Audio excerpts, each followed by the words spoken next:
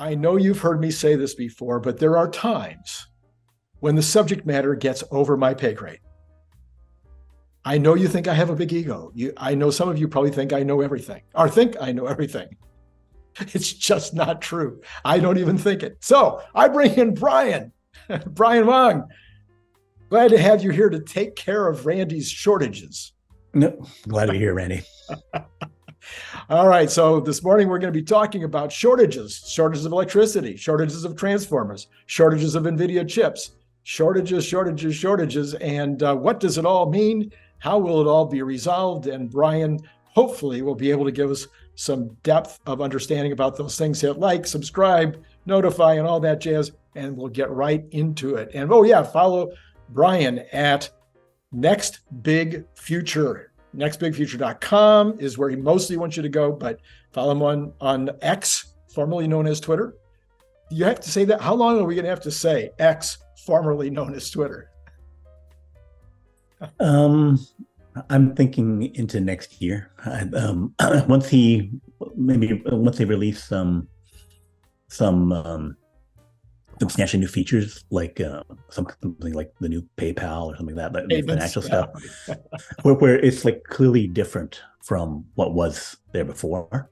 Yeah. Then people will start to forget and move on. Oh yeah, it's more. So yeah. I think that's what will happen. All right. So follow him on X at Next Big Future also. Well, okay. So Brian, where do we begin? Do we begin with this new cluster? Would that be a good place to start? This huge, sure, maybe the biggest cluster in the world, he says?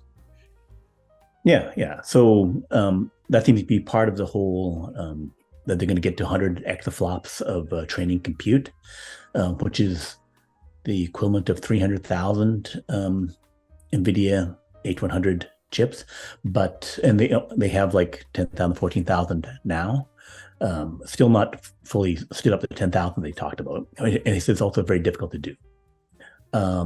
So because of the shortage of those Nvidia chips, then let's say you need to have the DOJO chips, and if they can't get 300,000, like maybe get the 100,000, 150,000, then they need to have their own. Plus, it seems that they want as much compute as they can get, which goes to some of the other statements about shortages of chips and then shortages of energy. So we had, of course, this amazing demonstration on Friday night. The stock market this morning is down. I'm sorry, Tesla is down so far today in an up market, even though what Tesla did on Friday night, I should ask your opinion. Was that amazing, or was it just, okay, good, next step? I think it was amazing. I think that the one minor mistake of like trying to go forward on a turn lane that wasn't for their lane was and this is for like an alpha build of their version 12. So, and then it pulled over at the end, so parked completely. So it looks, pretty end to end, and he was going between various, dropping various points and that kind of stuff. So it looked very capable. It was in the Bay Area, which is their most highest data area. So it's a question of how well it performs in slightly less traveled areas with less data. Mm-hmm. But it, very promising, and going towards Elon's statement that could have this full robotaxi feature complete capability by the end of the year. Whether it gets approved or not is another story. But it also means that the smoothness of the ride means that they could get to the point where they get this rolled out, say the next couple of months, and then they offer the 1-2 month free trial to people who say, okay, 89% of people who didn't buy, who Tesla owners but didn't buy the full self-driving, give it a shot, because this is a buttery smooth ride. You'll feel comfortable driving it and all that kind of stuff. So that would be a potentially big financial thing, where basically then the adoption rate could shoot up, December, January, as people get a safer and more comfortable thing. Because it's the greater comfort thing is, I think, is highly important, because it's the nervous driver. It's like, okay, yes, I'm riding with my kid, and yes, he can drive, he can pass, but no, it feels, don't get so close to it, that kind of thing is the experience of, okay, now I'm doing it with a robotic system. Okay, it's safe, but it's nerve-wracking, right? Taking away the nerve-wracking part, I think, can be double or triple the adoption rate, which, if we know, is billions of dollars. So one of the things that I found intriguing, again, from my not as well-equipped brain, but I thought that the fact that this was doing it without any hard coding at all, without any kind of code, what do you call it? Not coding, labeling. I have to learn these new terms, coding and labeling. Yeah. Anyway, but I've got the general gist of what that was that they were trying to do earlier with the, putting in directions, if this, then that, et cetera. I get that much, and then labeling something as dog, labeling something as cat, and then throwing a million versions of cat until it understood a cat, even though it didn't look much like a cat. But now we're talking about, from my understanding, unless I'm getting it wrong, I mean, all that's gone, and the computer just has millions, I guess, at this point, of YouTube and of video feeds from all this video that's been created by Tesla drivers in the past, and now some maybe more specific stuff that's being done now that is a perfect driver or a good driver. But it's taking all that in, and it's saying, oh, that's a cat. Or it doesn't matter if it's a cat. It is a small object that darts fast and that I don't want to destroy. My understanding is that the auto labeling thing still does the label. So I would think that you would still do the labeling if you wanted to have error checking by people. I see. That you'd want to, if something is going wrong, you'd want to have it tell you, what is it doing? And they had the conversion phase from human labeling to this auto labeling thing. Huh. And then they have systems for also pulling out, these different categorized things, like where they wanted to do the stop at a stop sign thing. And they said, okay, 99.8% of drivers don't do it. And so that we had to pull the 0.2% of drivers who are extra safe and do that thing. And some of them are not the best drivers. That they had to pull samples out of that in order to train. Say, okay, oversample these people who stop at a stop sign and then move, versus people just like slow down and roll through it.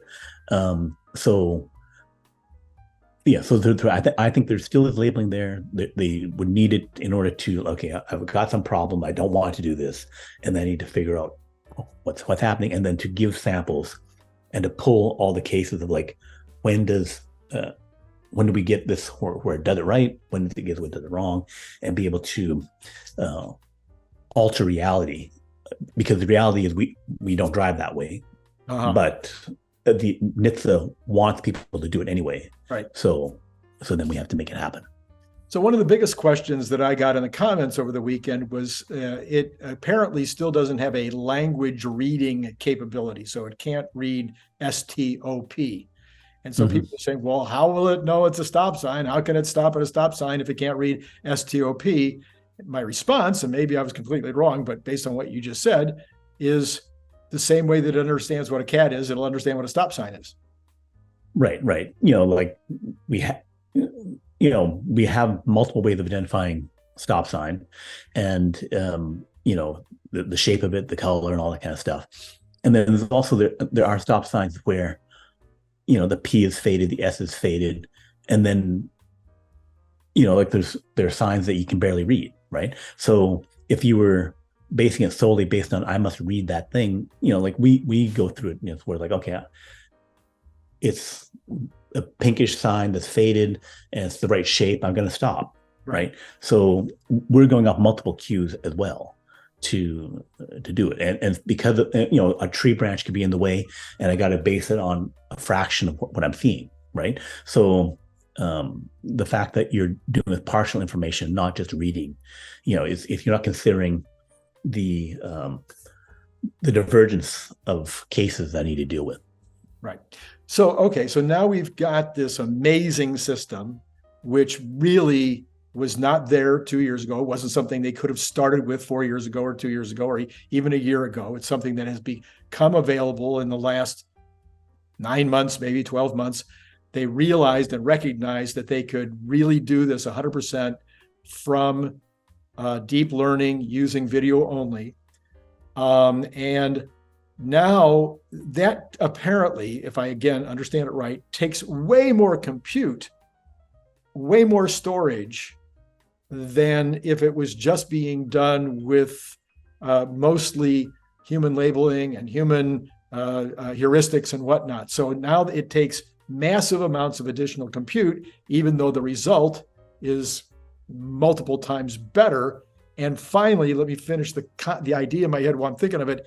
And this also reduces the amount of information that needs to go on the chip in your car.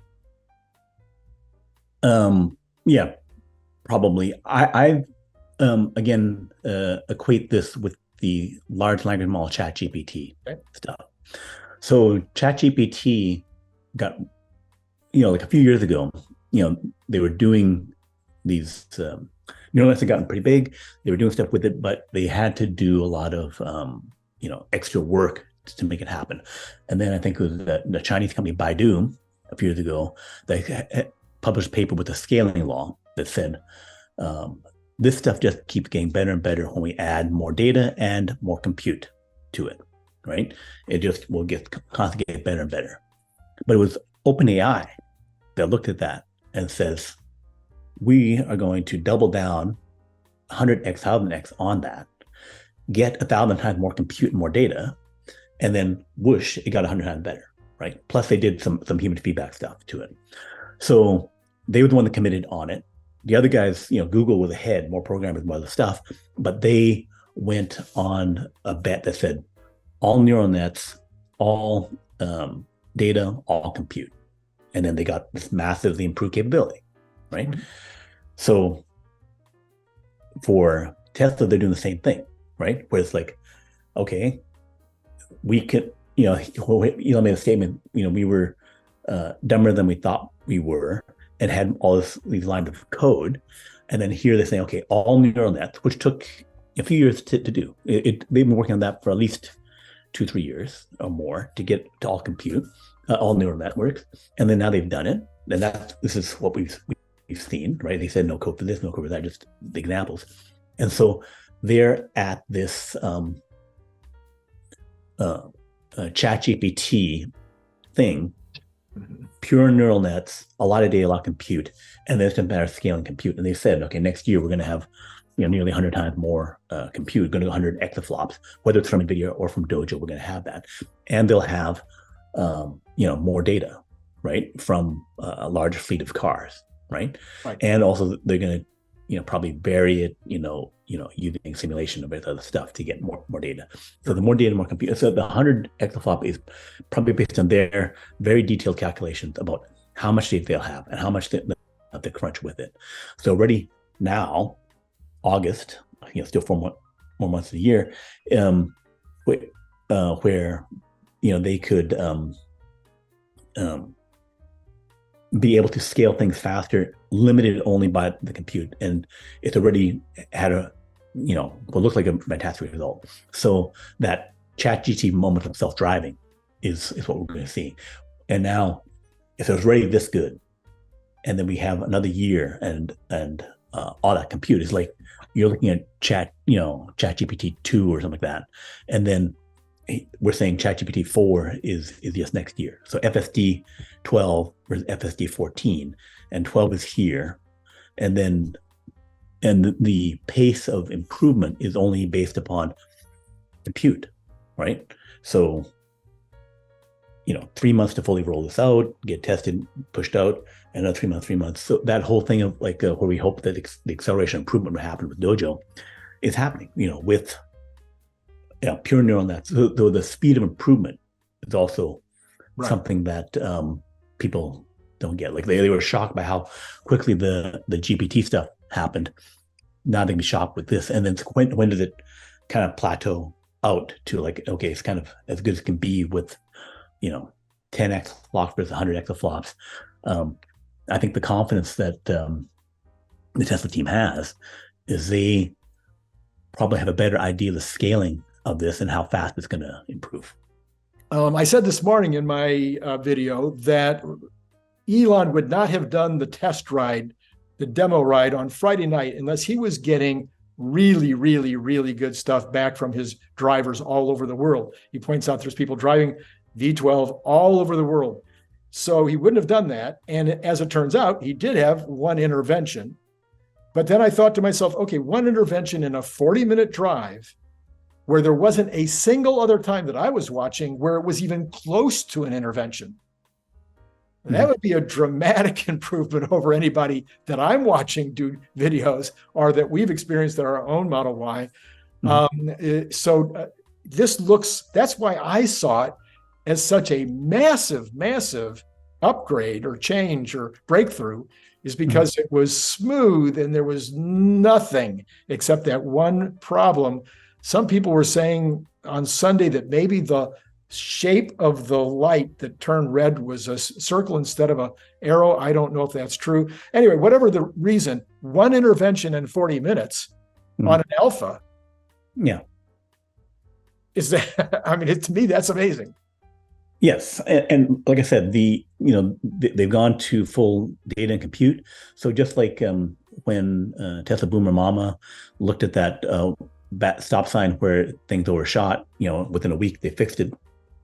This looks like, with data, they could fix this thing, that one issue in a day or less.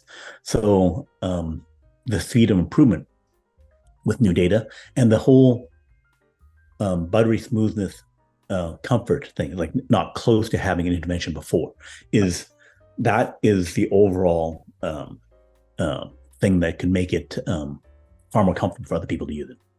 All right. Now they're saying they're going to put in this huge cluster that they bought all these Nvidia chips.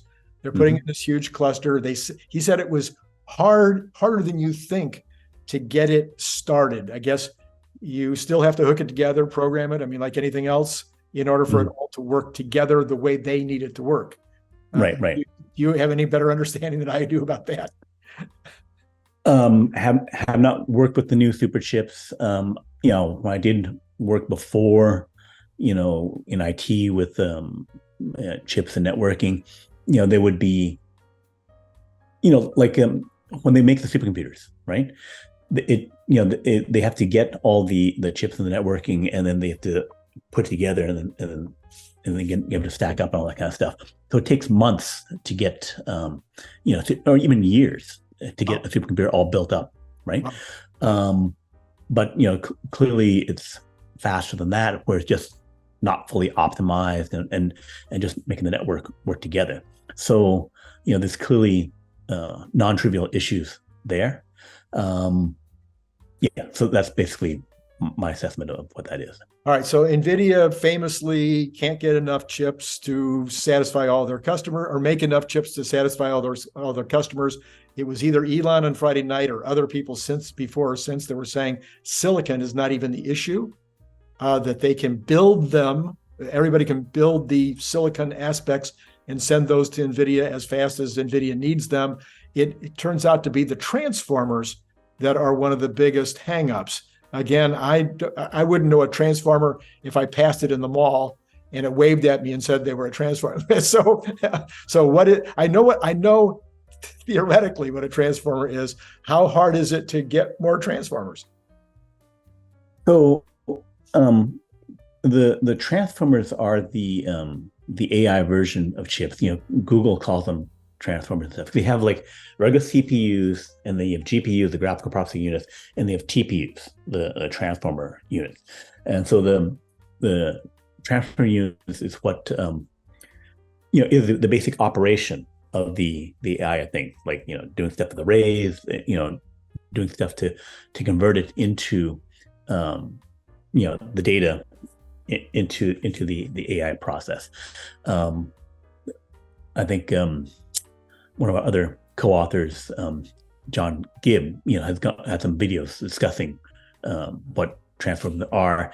It's a bit complicated, but basically it's there's slightly different operations from a CPU versus a GPU and CPU in terms of the efficiency of what they're doing, right? But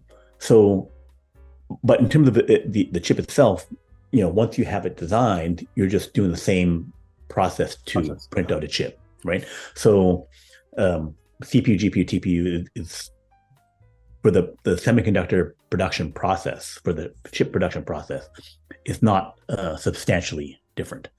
But it's, they have to make so many wafers of them, right? So, usually, I don't know, like 50,000, 80,000 wafers per, hour, day, whatever it is, right? Mm-hmm. So you're producing so many wafers from your system, which then I'm cutting them up into chips, but the chips are bigger, right? Because these H100s are actually pretty big chips. So that means off each wafer you're only getting so many, mm-hmm. right? So that's again a production limit. Like I have these special extreme ultraviolet machines that are printing off these things. So I only have so many of those. So there is throughput production limits on what Nvidia is doing, right? So obviously they're running them as fast as they can. It's a standard process. They need to get more lines to do it, because they've like tripled how much their revenue is and how much they're producing on these things. So yeah, I think Elon did say that the equipment was one of the problems, that they kind of like Lathrop could already be making way more batteries than they are, but there's certain pieces of equipment that took a long time to be able to get made and shipped up to Lathrop. And I think he said the same thing is true of these transformers, is that there's equipment necessary and that the lead time for the equipment is long. Right. Because it has to be the extreme ultraviolet production things, which, size of a small room or something like that. They're coming from Netherlands, ASML, whatever, the only company that makes the ones that are good enough to do these chips, because they can't use, they need probably a 3 nanometer version or 2 nanometer version and not, some 7 nanometer line. Standing up semiconductor fabs is a long and difficult process, which obviously is trying to speed up and move as fast as possible. But not, I think talking about semiconductor material, when silicon shortage, whatever, it's the making enough of that particular chip on these particular lines that is the limitation. Gotcha. It's like, I need to make new Cybertrucks, which are new chips. It's the same vehicle, but it's, setting them up to make that new thing. And then the transformers for energy is the fact that, when I'm sticking these things into these data centers, they're power hungry, figuring out like how many hundreds of megawatts, how many gigawatts are needed for a particular data center. And it's also the local power, right? So, in the state of Texas, there could be 1/10 of the power of the entire United States. So the entire United States has 4,100 terawatt hours of power. So then, 400 terawatt hours, 300 terawatt hours in Texas, 400 terawatts in California, right? But then off of each of those plants, so I got like the equivalent of 20 nuclear power plants or 5 nuclear power plants plus 20 coal plants, 20 whatever plants. But then each one of those things is separating out into substations where it's like, okay, 1 gigawatt goes to 10 things where I break down the power to 100 megawatts and then break it down to 10 megawatts. And then it comes into big buildings and industrial centers, not to the really low level of distribution node for real estate, right? For commercial residential, right? So it's at this bigger level, but still, we weren't anticipating. It's like, okay, I wasn't planning to stick a 1 gigawatt data center, over there, right? I was expecting that to be like 50 megawatts, something like that. So then the utility has to come along and say, okay, I got to upgrade these lines. I got to put in a bunch of new things to suck in more power here. I got maybe lay new power lines or something like that. Not the normal power lines, but the really, Right. Super thick cables that can shove 100 megawatts down that thing. I have some friends who are in a residential area, did a remodel, and then they have to wait 6 months to a year or something like that because even though the solar, in order to do it, we need the utility needs to put in some extra switching and stuff like that. And that extra thing, you stepped over the line on needing this thing. Yeah. And so now I can't just add you in because you hit the limit. I need to build in more infrastructure, right? I need to lay in new power lines and stuff. And that's the issue, is that I got to make new transformer stations, new things, which is basically like the big, grid thing, like substation, a big substation, something like that, to do it. And I mean, like 10 substations for a supermassive data center, right? So this is utility going into utility scale time of like how long does it take them to shove in a megapack? It takes them whatever months, something like that. And now I need to shove in the equivalent of 500 megapacks and all the other electrical stuff with it in order to make it work and not go up in flames. Yes. Right? So, or just to function at all, to like pull the power from here to there, right? So that's the issue that he's saying, that there's, this transformer shortage is describing the work and time and the physical equipment that must happen to support sticking this much power in one location. So we already had the FUDsters with regard to electrification of the world, all concerned that there wouldn't be enough electricity and enough infrastructure, enough power lines, et cetera, to be able to take care of electric cars 3, 5, 7 years from now. Now we're adding on a massive amount of data centers that are also going to be competing for that same thing. And then the Biden administration says they even want your electric fan. Let's use the better example. They even want your gas stove to be switched over to electric. So we're going to be bringing all this electricity. And I'm not a FUDster by any sense of imagination, and I figure that humans will figure it out. But there is a limit, right, to what the potential is for getting that much electricity and that much distribution put together in time to be there for both of these things? So data centers are now using perhaps 10% of the power in the United States. Okay. I think that may not be probably doesn't include the Bitcoin mining portion. Okay. Right.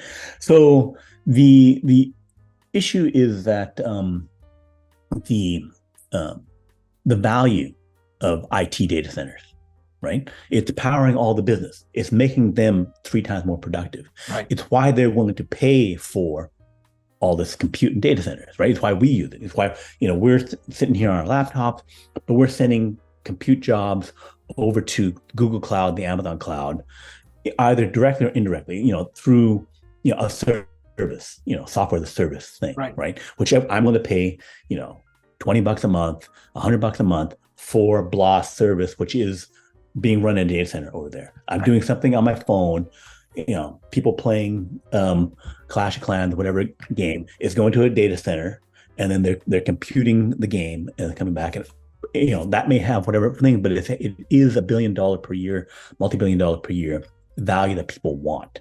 Right. So Elon said that we could go to all AI data centers, and that we can go to 80 to 90% energy for that, which is up from like 10%. So he thinks we could go up like 10x in power. But the thing is, it's not like we're just doing it, power. It's because people want it. It's because businesses want it, right? It's because this is going to be giving us huge value. You go up, just like we went from the industrial age, 150 years ago, starting to get steam power, starting to get whatever. Yeah. You're making massive factories. You're increasing your economy by 10x, 100x, and so you're upping the power. Yeah. Right. So same thing. If we go up 10x in compute, it's because we're going to get 20x, 50x, 100x in business value. Right. So it's all going to pay for itself. Yeah. But then it's going to take time to do it, because if I'm going to go up that much power, it took us 100 years to make the current grid. Yeah. Right. Yeah. So, and all the power plants and stuff like that. And the United States and Europe have been relatively static. Like, we did the bulk of the making the grid back in the 30s, 40s, and 50s. Right. And, that's when we were adding in 2%, 5% more. And now we just have 1% or 0.5% based on the breakdown of stuff, and we're doing conservation, right? China has gone to double the US power, right? A couple of years ago it was just more than the US and Europe, but now it's more than double the US. The US is more, right? So they're adding 10% more grid, which 5% more grid, which is why they were making one new coal plant every week, or now the equivalent of whatever for solar and wind, right? And they're adding all this power lines, stuff to move the power, just the physical infrastructure, to network that all together, right?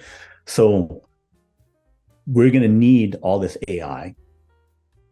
We're going to want it. It's going to do great stuff. It's going to, we as commercial users, we as business people, it will make us richer to do this thing. Right. So, but it's going to take time to make it. But it's going to be, the demand will be so great, we're going to make it as fast as possible, which goes to fastest power you can throw in, terawatt hours of solar farms, and megapack storage to shift it around from 10 a.m. to 4 p.m. to 24 hours, right? Which just said, we're going to need this AI, and then we're going to need a crap ton of megapacks. Maybe not just 600,000 megapacks. Maybe we're going to need like 6 million megapacks in order to do this much power, right?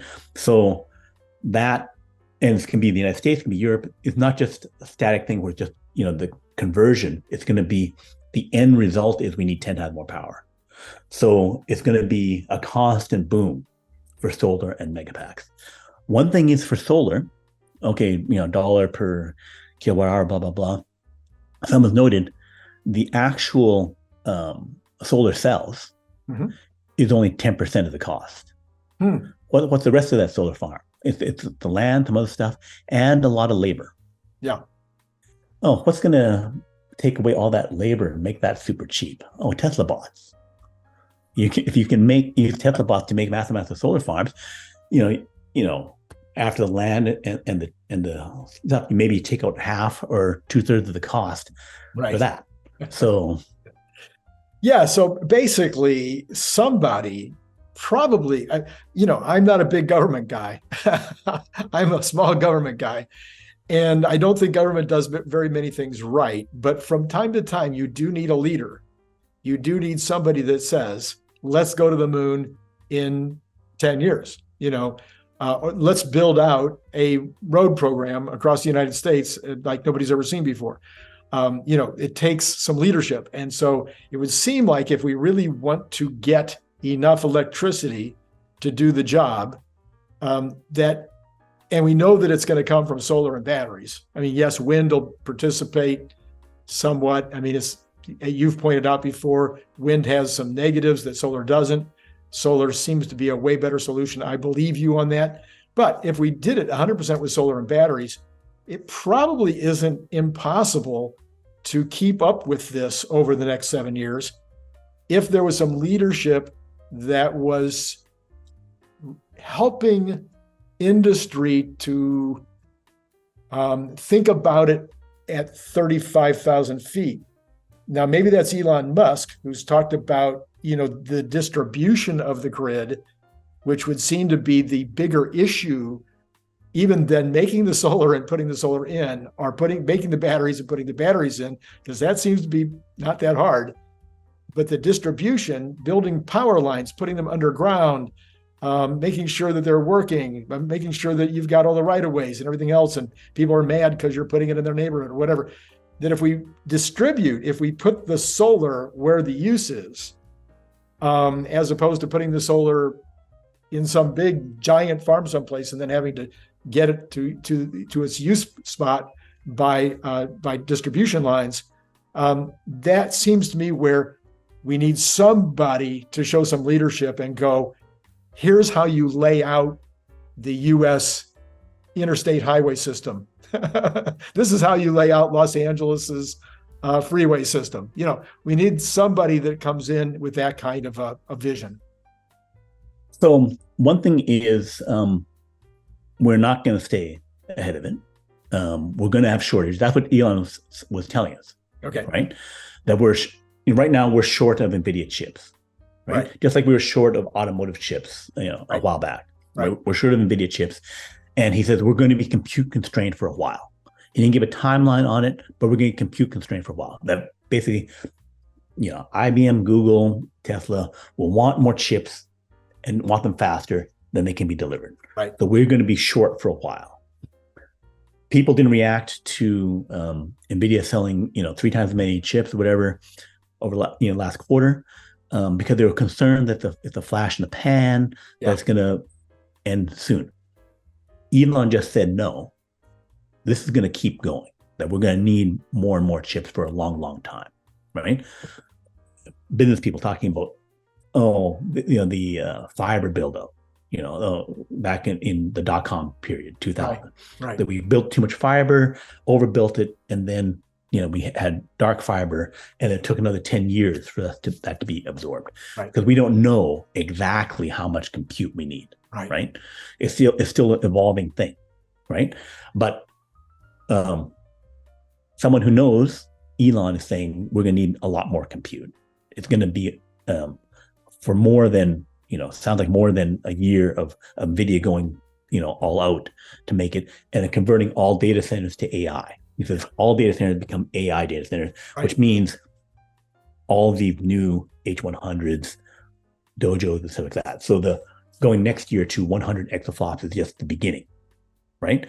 So that's limited. So in terms of like people getting it, Elon said, okay, there's this compute thing, all AI data centers, compute constrained for a while. So that means everyone's going to want more compute, but it's not going to be there. It's going to take time. And then another factor will be limitations on compute, limitations on energy to supply the compute, because I don't know, every 10 exaflops you need like a gigawatt or something like that, or like some number, right? So it's going to, and it has to be in the right location.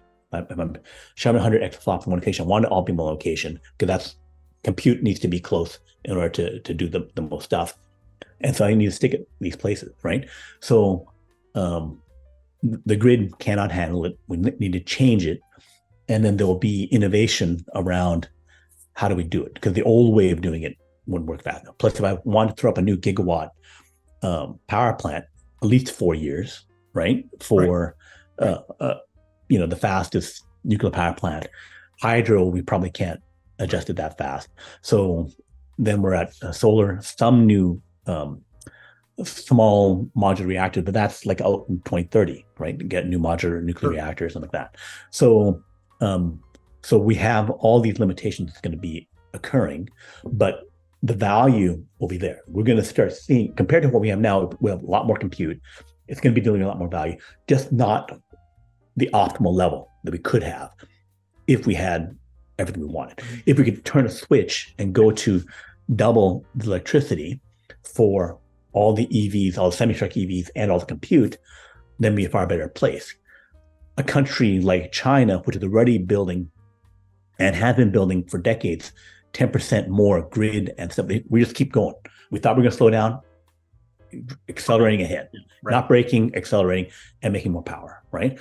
And then there'll be, places in the world where we're going to stick that stuff, right? So building up the grid means that, we'll build it and put more stuff in locations.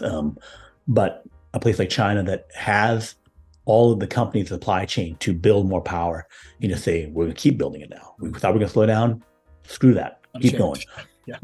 Going to make more stuff. So then the U.S. and Europe will need to go from conservation, you know, not going to build more things, to holy crap, we got to get back in the game of building stuff.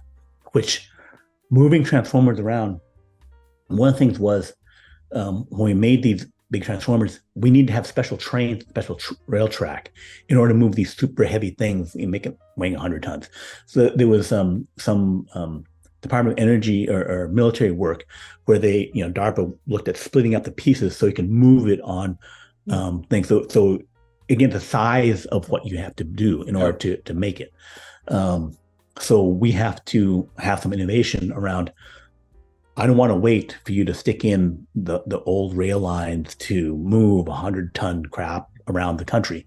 We need to find other ways around this thing, you know, to move the megapacks around, move the other components, split the other components around so that we don't have the size speed limitation. Find ways to add 100 gigawatts a year. Boom, boom, boom. You know, so how long does it take to adjust to that? And we're going to flow to which countries can do it faster. Like right now, we stick them by, you know, hydroelectric power in Quebec or in other locations, you know, where there's a lot of extra hydropower, right? That's where they stick a lot of the you know, where the Bitcoin stuff is going. And then one thing would be to say the Bitcoin thing is less valuable than the AI, right? Mm-hmm. So get off of proof of work, energy intense crap. We can suck that energy over to AI. So you can, you know, make some selection choices where you stop doing things the dumb way in order so you can have the power. So it's a big transition, going to take a lot of time, and we're going to be behind it. But, you know, going as fast as possible will mean extra growth. Yep. All right. I think that explains it. Or at least to me. I hope it did to you as well out there. Ask your questions. We could do a follow-up if necessary. Ask your questions about all of this.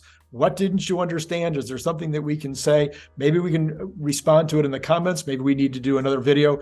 But at least I think I'm kind of getting it. And thank you, Brian, as always, for bringing that to us. If you want to follow Brian, which you do, you know, his science blog, oh my gosh, it's something that you could really go on there every single day and learn completely new stuff about what's going on out there. Just nextbigfuture.com, and then like, subscribe, notify, and both of us have Patreons. So if you just have a bunch of dough hanging around, not sure what to do with it, you could hit up both of us for some Patreon. Okay. Thanks again, Brian, for being on board today. Thank you. And to all of you out there, it's been great talking to you. Click the link below to get your paperback, Kindle, or audiobook now.